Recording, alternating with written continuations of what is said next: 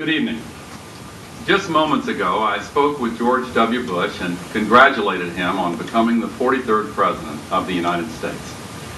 And I promised him that I wouldn't call him back this time. And everybody said after, gee, how come he didn't give those kind of speeches when he was running for president? For the sake of our unity as a people and strength of our democracy, I offer my concession. He did concede the election. If you go back and look at that speech, though, he didn't concede it to anybody. The sentence is structured in a way that he doesn't concede to Governor Bush.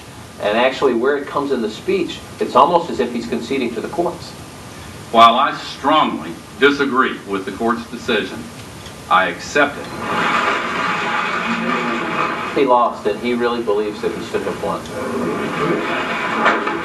And now, my friends, in a phrase I once addressed to others, it's time for me to go. They are doing the autopsy, and he, even during the recount, even before he concedes and gets out,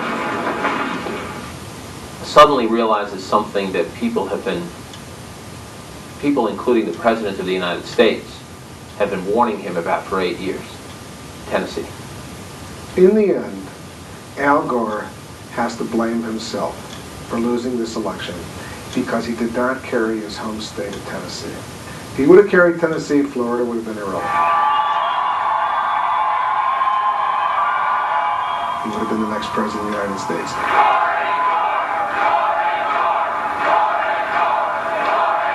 The fact is, the drama was all Gore's. It's my honor to introduce to you What usually is the ultimate speech of a campaign, and that is either the concession or the victory speech. the President-elect of the United States, the Honorable George W. Bush.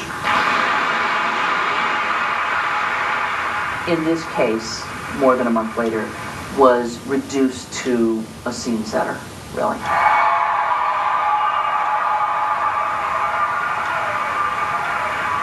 You know, the time for confetti and crowds and posters. In fact, there were signs as you went into this chamber, the House chamber of the Texas Legislature, where he gave this speech, saying, you know, no posters, no hooting, no. They wanted it almost like a State of the Union address.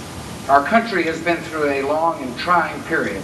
I saw a reassuring presence, which is what he intended to do in that speech, to try to bring the country together, to play the role that he had always described for himself, to be a uniter, not a divider. And I hope the long wait of the last 5 weeks will heighten a desire to move beyond the bitterness and partisanship of the recent past. Our nation must rise above a house divided. And I thought in his speech he clearly cast his lot with those who said he just has to unify the country at this point. He has to create his own mandate. He has to build the circumstances of his own honeymoon. Whether you voted for me or not, I will do my best to serve your interests, and I will work to earn your respect. Because, you know, this was a honeymoon without a wedding. I think